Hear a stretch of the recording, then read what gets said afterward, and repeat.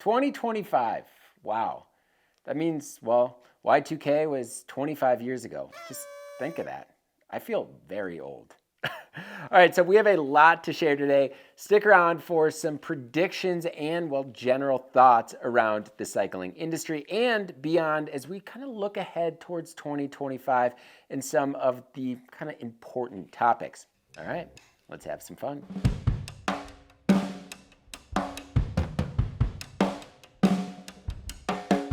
All right, so first off, I wanted to thank each and every one of you for 2024. It was a great year. And well, last week I posted a video highlighting our most viewed videos of the year.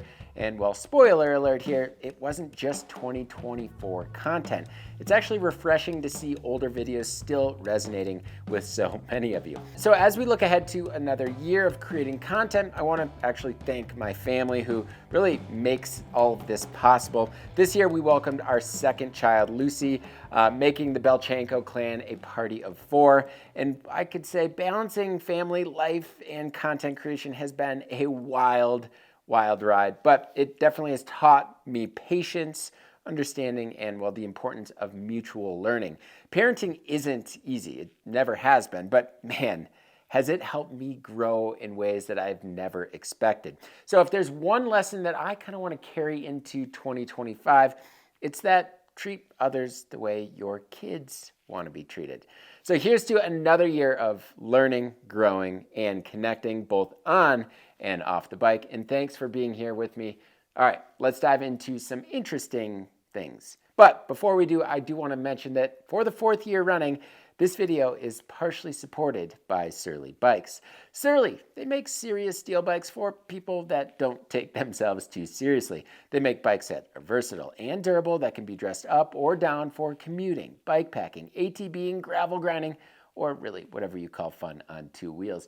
With 15 original dirt-friendly platforms, they offer something that fits just about anyone for any style of riding. So for more on Surly, make sure to click the card in the top right corner here, or else follow the link in the description below. So I've got to say, how awesome is our route section? So I'll be the first to admit that I often, well, don't have time to research and plan new routes with such a busy schedule.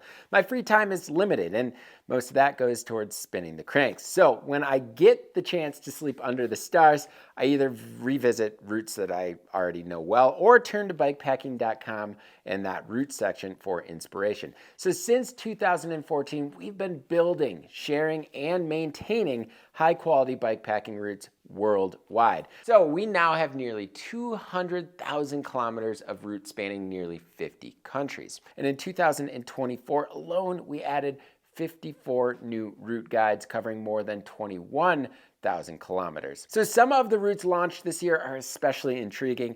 The sand route segments in South Africa and the long-awaited route of caravans in Morocco was finally finished, and that certainly has caught my attention. Closer to home here, the rolling horse route looks absolutely stunning, and the Baja Divide route received a major update. And the Mini Whiska route in my old stomping grounds of Minnesota has me itching for a visit. It's incredible to have such a diverse collection of bikepacking routes at our fingertips, from month-long epics to simple overnighters. It's a resource that, well, just keeps on giving, making adventure accessible for everyone. And well, I can't wait to see what routes pop up in 2025. Let's talk about the new Moonlander. Easily one of the most interesting things I tested last year. And apparently many of you agree. It became the most popular video I released last year, racking up 125,000 views since its debut on September 3rd. So if you missed that review, you can find it in the description below.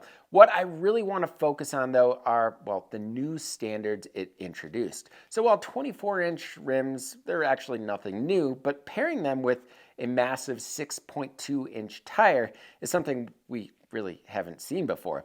So at first I thought it was, well, a bit ridiculous, but actually after pedaling it through all kinds of challenging terrain, I can safely say that it not as outlandish as it looks. In fact, I think it actually could represent the future of true human-powered overlanding. So while this setup isn't necessary for most riding and most terrain, it does create some fascinating possibilities. What's exciting is that while Surly's push into this territory has actually opened the door for aftermarket innovations. Their new rims and tires are just the start. So my buddy Josh Hicks actually stopped into the Black Sheep shop just a few weeks ago to see what James was up to, and well, he noticed this thing, a custom fat bike featuring what looks to be some 24-inch head rims with the Surly Melinda tires. Sure, another Standard might not have been on anyone's wish list as it tends to create more headaches, but I can't help but feel excited that it's happened. This might be a niche evolution, but it's one worth paying attention to, and I think we might just see more 24-inch fat bikes down the road. So a few months ago, I made a video asking, are aluminum bikes the new carbon bikes? So it's clear that the industry is seeing a shift towards aluminum, and for good reason. After chatting with Sean Malin, a seasoned bike industry engineer, he shared that if he had to pick one material, it would be aluminum for its versatility. So aluminum has undergone some significant changes over the years, and while we've now arrived at a point where it actually offers a balanced ride quality, but can it actually compete with the likes of other materials? Many brands seem to think so as new aluminum bikes are, well, hitting the market. It's also really refreshing to see as well aluminum tends to be easier on the bank account compared to other materials. But will aluminum become the go-to material moving forward? I doubt it will replace steel bikes anytime soon, but if the industry can replicate that feel of steel in a lighter, more affordable frame, then maybe it can compete with some steel or carbon bikes, right? I mean, we have seen steel and aluminum full suspension bikes start to kind of compete with carbon, and I think we're going to see more of that this year. I'm definitely open to the idea of more accessible bikes that are going to last longer and offer a comfortable ride for all-day adventures. Could this be the era of new refined aluminum? Only time will tell, but I definitely look forward to at least jumping on a few of these bikes in the coming year to see where things stand as far as comfort is concerned. So frame manipulation is something we've seen a lot of innovation around lately. Take flex stays, for example. These have become a popular feature on modern bikes. And while this ties into the aluminum conversation a little bit and reflects the ongoing evolution of frame design, it's also a testament to the engineering behind combining stiffness and flex in targeted areas. This trend has certainly drawn some skepticism, with plenty of riders calling it marketing hype, but I can appreciate features that genuinely add to the ride quality in a creative way. So 3D printing, tube shaping, and sizing is all an easy way to manipulate a frame where, say, straight gauge or butted tubing might not be able to achieve that. So this is something that I drastically noticed in the ride quality last year testing the Eskert Lorax tie. So in-frame cargo is another ingenious addition as seen on the Santa Cruz Stigmata that I tested last year and many other bikes that are available on the market today. It's a brilliant concept that really uses its space well on the bike, but it typically does come with a higher price tag. Another standout feature I've tried is the Geo chip on the Otzo Wojtek 2. So this clever innovation allows you to adjust the bike's reach and tweak the head tube angle, either steepening it or slackening it out. And while I don't fully understand the engineering challenges behind, say, implementing features like this, I'd love to see them more widely adopted on all bike materials. Fine-tuning a bike's geometry could make a big difference, especially for riders who find themselves kind of in between sizes or simply want to mix up the way a bike rides without needing to jump on a different bike or buying a different bike. And of course, let's not forget that frame features that have become almost standard in, well, the bike world, racks and fender mounts, direct mount bosses for accessories and integrated frame bag attachments. These additions, well, not only make our lives easier, but also add real functional value to the bike. It's exciting to see these features become the norm, setting a higher bar for versatility and utility in modern frame design. But that brings up my next topic.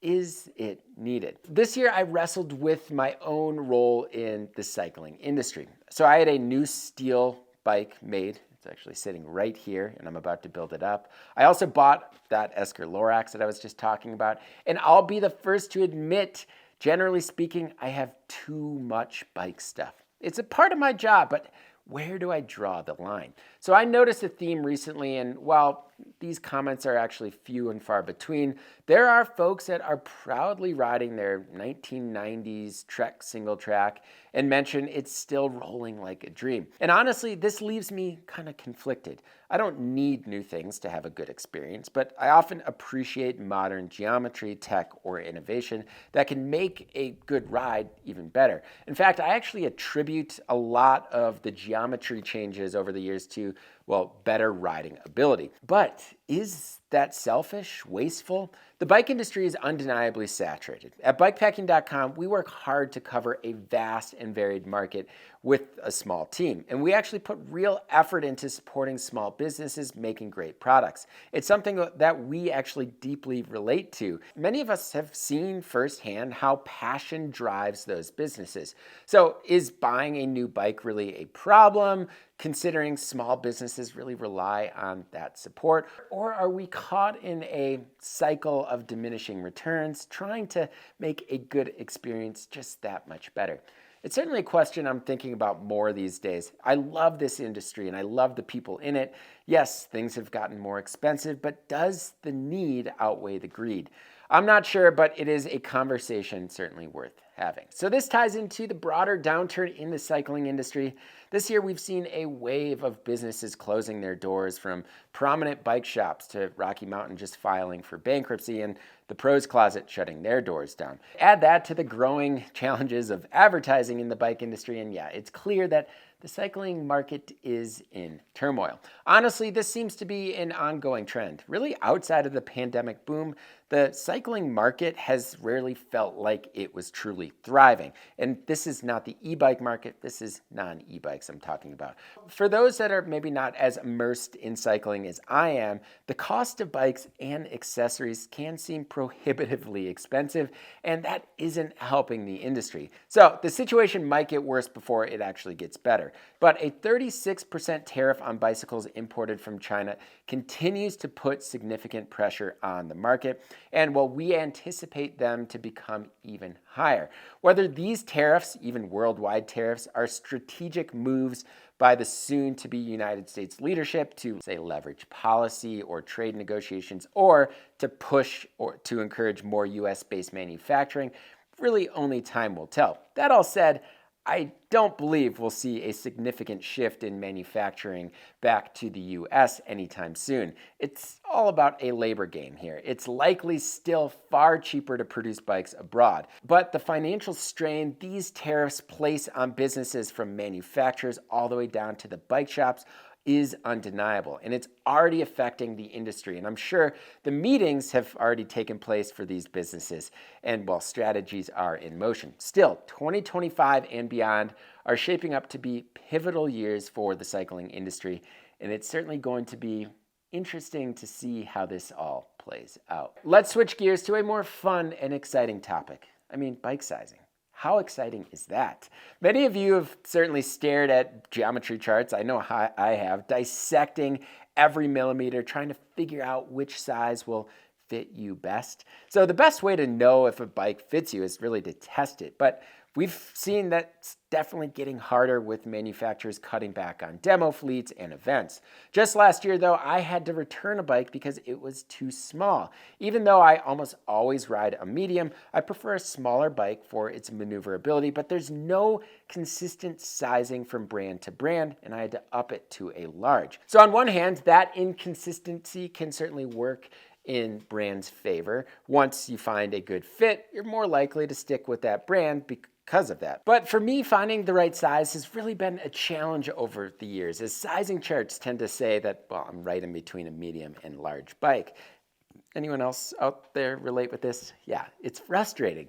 So fortunately, some manufacturers are addressing this issue, particularly with the in-between sizes. So this is a call to all manufacturers. It's time to standardize the extra medium as a legitimate option and adjust sizes from there. Brands like Tumbleweed with the Stargazer and Ibis with their new Ripley are already leading the charge here. Yes, offering more sizes creates additional SKUs, and I only assume that increases production costs, but it's a step in the right direction to help create a more sure fit and a happier customer. So as the likelihood of catastrophic weather events continues to rise with climate change, it opens up a critical conversation about community and its role in the cycling industry. So take Hurricane Helene, for example, a so-called 1,000-year storm that devastated communities in southern Appalachia. I don't think I know anyone in the region and well beyond who wasn't affected in some way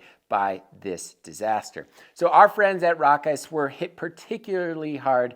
The flooding in downtown Asheville destroyed their 3,000 square foot workspace, and they are just one example of many businesses and individuals still struggling months later. Entire businesses have shut down. The area has suffered massive economic loss, and many trails remain closed or changed forever, which certainly cuts off access to, that therapy that we all know the great outdoors offers. So while the impacts of Helene are, concentrated in one area, this is far from an isolated issue. Events like these are becoming more common and will continue to affect the broader outdoor and cycling industries. And personally, I've had to change plans due to wildfires out west, an issue that's only going to worsen over time.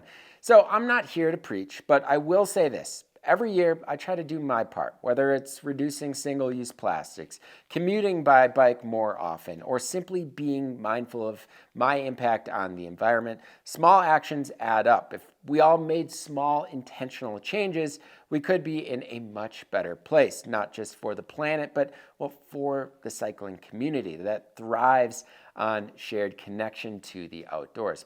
So let's do what we can to preserve the places and experiences we love. So the bikepacking world wouldn't be what it is without, bags, bikepacking bags. In fact, I'm planning to post a bike bag innovation appreciation piece earlier this year. So these bags are really one of the main reasons I actually got into what I'm doing today. I felt like many of the makers weren't getting the recognition that they actually deserved. So having reviewed bikepacking specific bags for 10 years now, it's been incredible to watch their evolution from 2014 to today. The transformation has been actually pretty remarkable. So this year in particular brought some pretty truly innovative designs like Tailfin's handlebar bag system and Rogue Panda's Blue Ridge harness, which certainly was my favorite product of the year. But it wasn't all good news. So we heard about some layoffs at Swift Industries, and Nutmeg Needleworks closed its factory in Connecticut after just a few years in business. Conversations with other brands also revealed that, things aren't going as smoothly as they would have hoped. As someone with no direct experience in bag manufacturing, I've noticed one simple trend. Brands that remain relevant are consistently innovating, updating their products, and expanding their lineups. Tailfin, for instance, continues to build out its SKUs.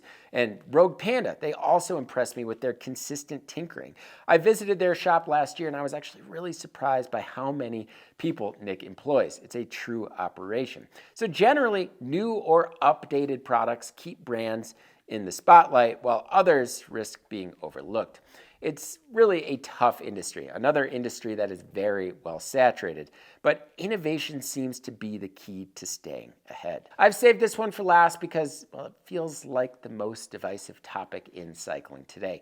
Whether it's about frame manufacturing, media, or even riding styles, there's an undeniable culture war brewing in the cycling industry. So here's the thing. Just like personal beliefs, we all have the right to our own opinions and styles, right? There was a time when I actually labeled myself based on how I pedaled or the type of riding that I did. But lately I've realized how toxic that kind of segmentation has become. So I hear from people worldwide who have their own preferences, whether it's the bikes they ride, the surfaces they want to ride on, or the groups they ride with. And that's the beauty of cycling. It's for everyone. Whether you call it bikepacking or off-road touring, or consider your riding as alt cycling, mountain biking, gravel riding, or all road, it really doesn't matter, right? It's all about the joy of riding. So what hurts cycling though is, well, it's exclusivity, creating closed off groups, rejecting other styles of riding, and while dismissing someone because they don't fit a specific mold, and well, labeling, right? I was guilty of this at one point, but it's wrong. Through my eyes, the bike is a gateway to freedom. It's really how my son will learn to explore the world, a way to commute to work or school, a means to enjoy a sunny afternoon riding around a lake, or simply a tool for exercise and exploration. Cycling is versatile, right? Paved roads, off-road tracks, big tires, skinny tires, it doesn't matter. Sure, some bikes are certainly better suited for certain scenarios, but the bike you have is the one you should ride. Yes, we do a lot of bike reviews, and many of these bikes we test are kind of built for specific use cases. But what is counterproductive here is, well, labeling riders, dividing them into categories, and spreading ourselves thin as a community. We already face enough challenges here, whether it's gaining access to, say, national forests and trails, or advocating for bike lanes in cities. So let's stop the infighting and just be one community. Ride what you like, where you like, and let others do the same. Cycling is for everyone. Let's make sure it stays that way. All right, folks, so that about does it. So do you have any thoughts on the topics we discussed, or perhaps a different topic? Let me know in the comments section below. And if you like what you saw in this video and maybe want to see more like it, please hit that subscribe button and notification bell. And if you want to help support this YouTube channel, everything we do at BIKEPACKING.com, you can do so by signing up for the Bikepacking Collective. The Collective offers a lot of awesome perks, and you can learn a little bit more about them in the top right corner, or also find it in the description below. As always, thank you all so much for watching, and until next time, pedal further.